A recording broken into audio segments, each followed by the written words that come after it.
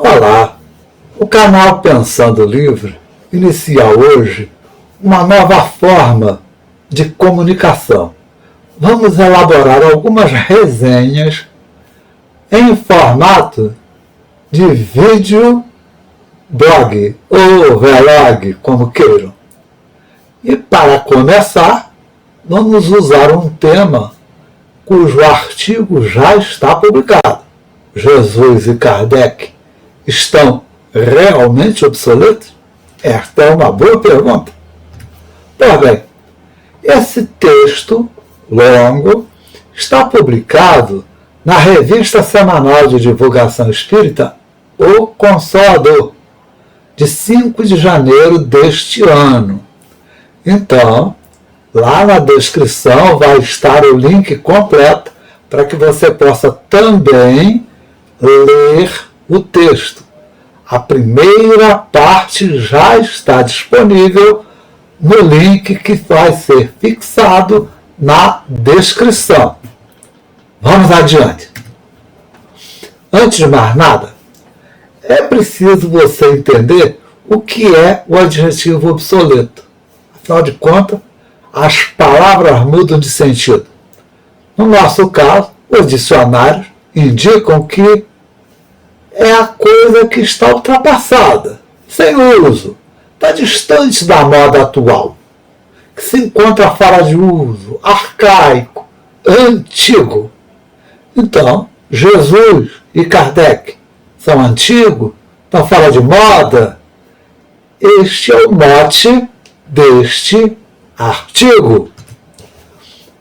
Esse ensaio, então, vai tratar dessas duas figuras, Jesus de Nazaré e Allan Kardec, sobre uma ótica, sobre uma visão, a visão do Espiritismo, a doutrina filosófica ditada pelos Espíritos e codificada por Kardec, com base nas verdades contidas na mensagem de Jesus de Nazaré. É por aí que nós vamos trafegar. Uma outra coisa que é preciso, você que está do lado de lá e vai ler o texto, vai tomar contato com a mensagem do texto, é preciso entender quem sou eu. Afinal de contas, você mede uma pessoa com a tua régua. Eu preciso apresentar a minha régua para você, para que você possa me julgar melhor. Primeiro, sou liberal nas ideias socioeconômicas e políticas. Tirania, nem pensar. Liberdade é o mote. Respeitador do livre-arbítrio do próximo, de forma irrestrita. Se você quer que eu mude a tua cabeça, você está falando com o cara errado. Eu posso abrir teus olhos, mas quem vai aprender e mudar é você, e não eu. Espírita eu sou como única filosofia aplicada no campo religioso, da espiritualidade. Ou seja, de cara, antimaterialista e anti-ateísta. Claro, eu creio em Deus e eu descarto o materialismo, seja ele de que jeito for, dialético, clássico, revolucionário, não importa. Para medir esses dois personagens, que eu aqui vou expor, tanto Jesus quanto Kardec, eu vou apresentar o primeiro, o carpinteiro, aquele que teve como missão anunciar o reino de Deus nos tempos dele. Pense bem, tem 2024 anos que ele era o tempo dele e para ele falava para aquelas pessoas em volta dele. Ele mostrou aos judeus o Deus bom e misericordioso, em substituição ao Deus que matava, que era vingativo, que odiava quem não fosse judeu. E facultou a todos nós alcançar a salvação. Por quê? Porque trouxe Deus para dentro de cada um de nós. Na verdade, ele fortaleceu o ser humano ao colocar Deus em primeira pessoa, no coração da pessoa humana, no coração do ser humano.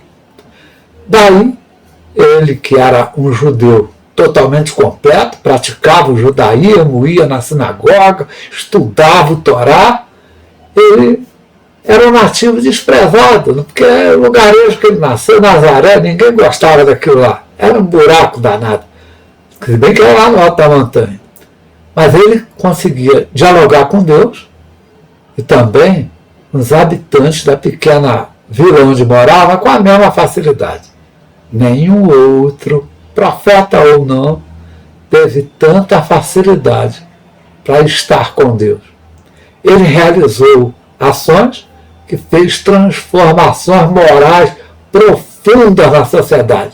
Ele pregou a fraternidade e nunca se envolveu com política, com governo e nem escreveu uma só linha.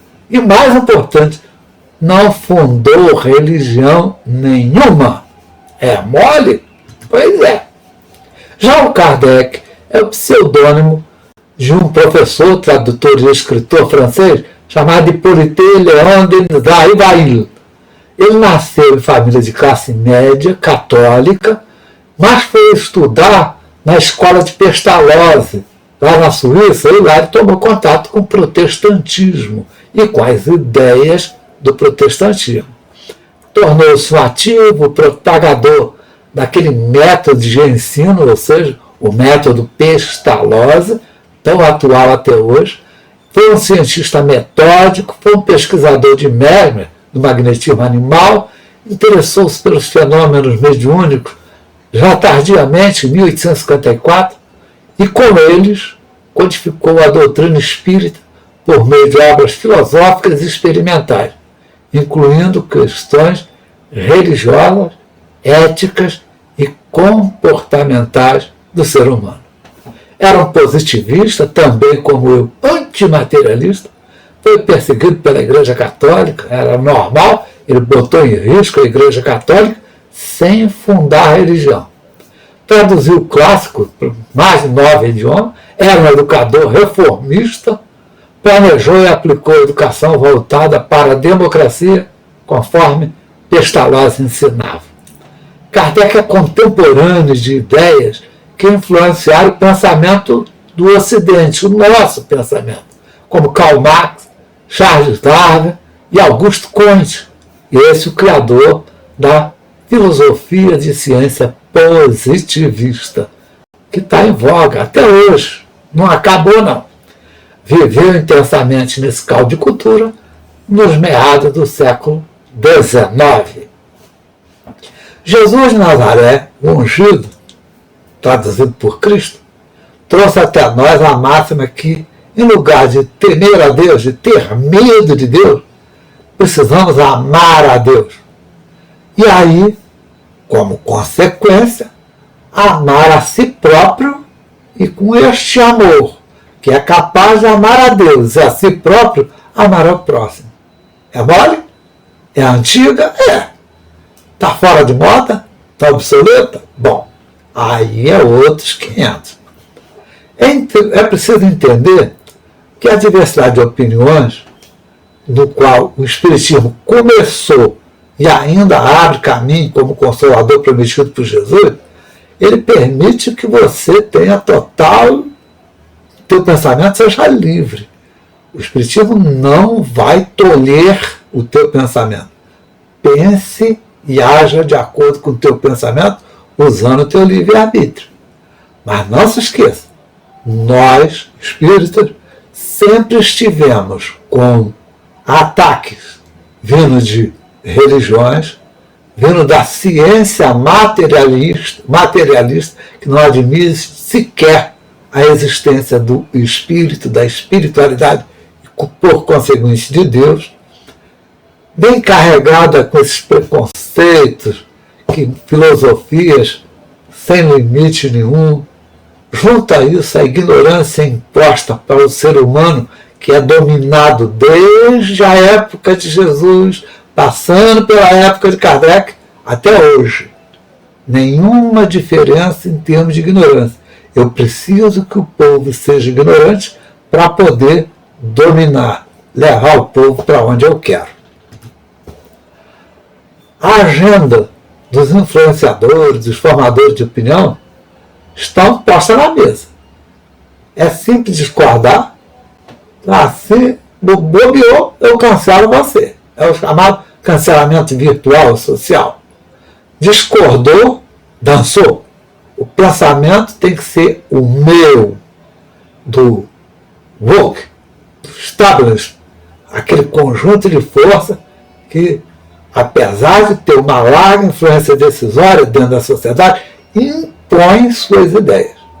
Sejam elas em forma de ideologia, ou ideologia globalista, ou até mesmo de teses econômicas. Você vê aí a imposição à força de teses da economia também. Assim, você vê esses influenciadores ou formadores de opinião moderna se apresentados na imprensa, nas redes sociais, na internet, e eles vão direcionar para os temas deles. Eles vão falar daquilo que interessa a eles e não aquilo que, por exemplo, o que contém a mensagem de Jesus? Qual a boa nova de Jesus? O que ele falou no Sermão da Montanha? Bom, isso não interessa. Interessa a minha agenda de hoje. É a foca, é não sei o quê, e por aí vai. As ideias de Cristo não são mais importantes. Afinal, pequenas causas hoje estão expostas na vitrine e não cabe mais pensar grande, pensar no todo. Você não pode mais pensar na sociedade, no mundo. Você tem que pensar em alguma classe, algum tipo de gente, algum pedaço da sociedade. E aí, lógico, são excluídos em nome das causas novas. Exigem que refaça a ideia original. Essa é uma burrice sem tamanho. O passado chama-se história. Você pode narrar a história de várias maneiras, mas não tem como mudar os fatos do passado. Esses estão no passado, se perpetuaram. É como eu, que sou me movimentando, me mudando, até a hora que eu morrer. Quando eu morrer, eu vou me tornar estático. Nada mais pode mudar o que eu fiz, o que eu deixei de fazer. Agora, por isso, eu, Jesus, Allan Kardec, estamos obsoletos? Será? Bom, eu não posso mais amar a você nem a mim mesmo sem antes defender aquela foca lá da Antártida.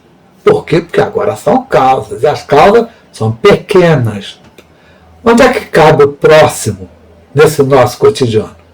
Não cabe. O próximo agora é um avatar, está nas nuvens. Olha aí, você está me vendo aqui. Eu existo? É inteligência artificial? Ou de verdade sou eu que estou aqui? Bom, eu não posso amar a Deus sem antes amar os bens que eu preciso consumir. Não é? A propaganda não é isso? Me vender as coisas que eu nem preciso, mas tenho que consumir? Eu vejo aí reforma da Bíblia, temas de debate, gente julgando tempo e recurso no lixo. Para com isso, rapaz. Você não tem como mudar o que foi escrito há 1.700 anos atrás. Para, rapaz. Esquece. Não tem jeito, cara. É história. A história está lá. Os fatos históricos não mudam. Pode mudar até a narrativa sobre eles, mas o fato em si não muda. E a agenda deles, dos influenciadores digitais, vai impondo a necessidade de fazer algo que realmente não é necessário fazer. Ou seja, eu não preciso ficar debatendo se, por exemplo, as cotas para negro é bom ou é ruim. Por quê? Porque eu preciso de cota para branco pobre também, pô.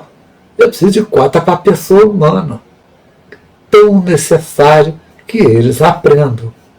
Mas, não se esqueça, esse direcionamento está atendendo o interesse de alguém.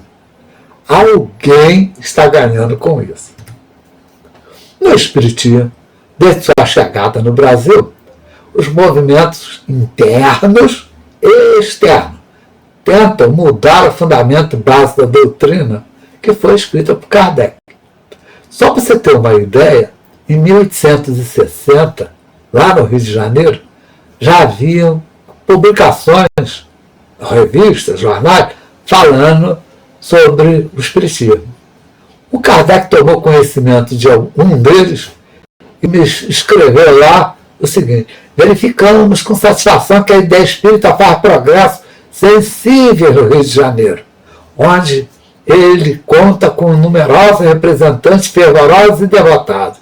A pequena brochura O Espiritismo, na sua mais simples expressão, publicada em língua portuguesa, contribui não pouco para ali espalhar os verdadeiros princípios da doutrina. Por quê?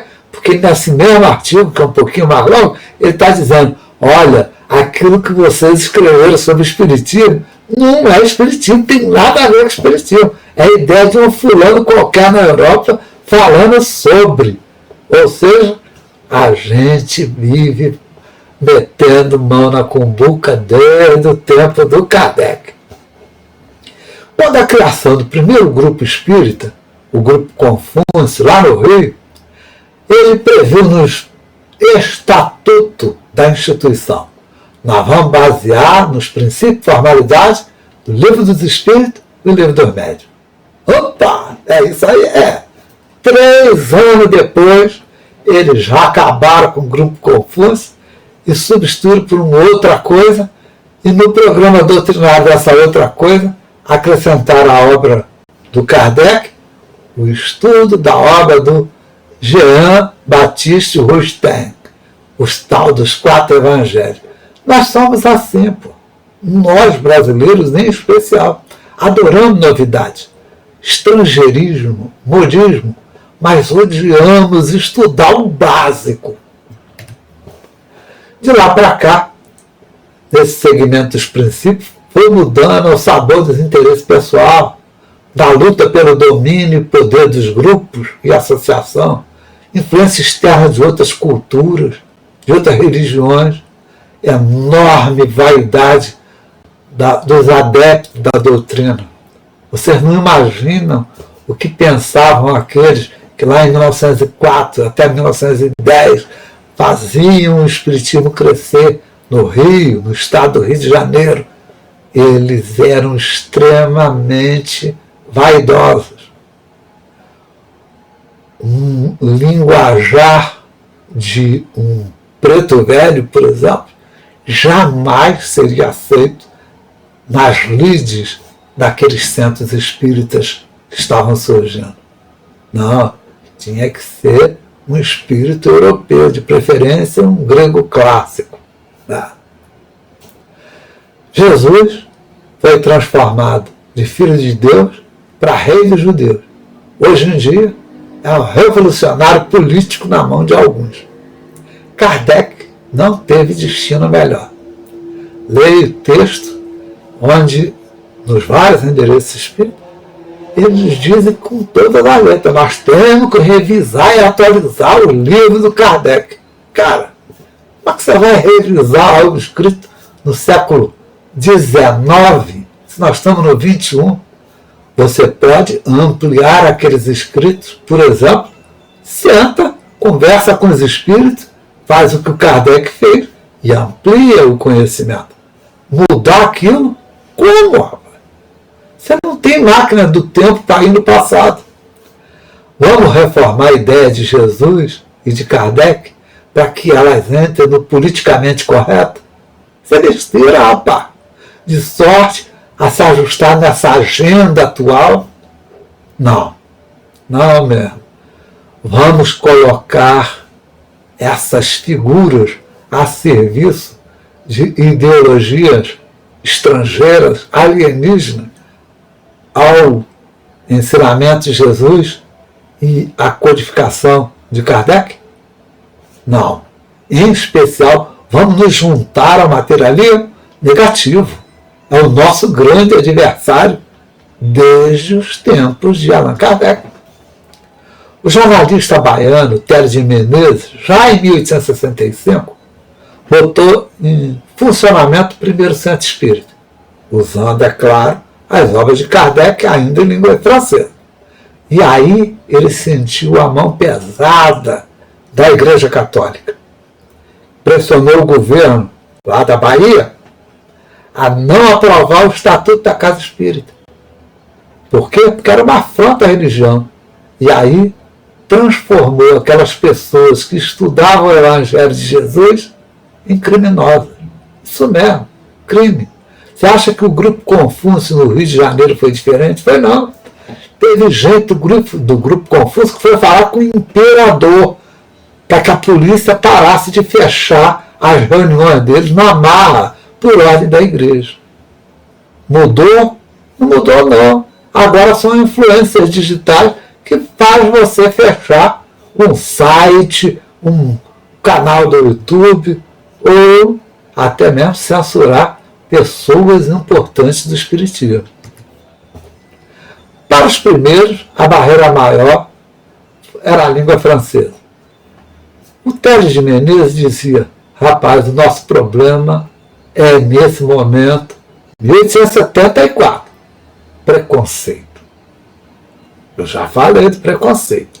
Preconceito contra preto, contra índio, e afinal de contas o brasileiro é índio, preto e europeu, pô.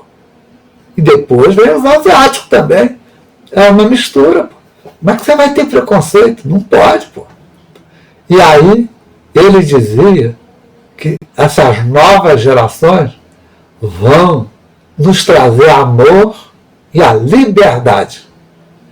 Quando eu analiso o que está acontecendo hoje, eu descubro que o tempo pregado por Teles de Menezes ainda não chegou, infelizmente.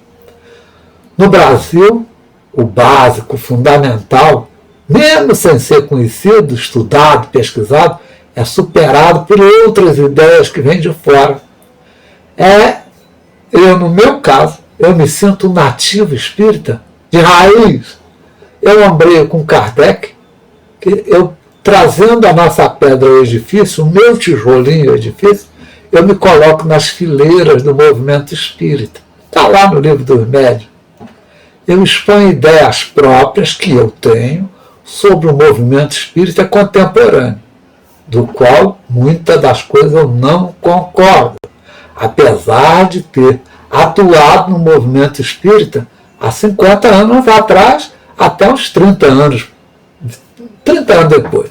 Passei bem uns 30 anos atuando bastante. Por quê?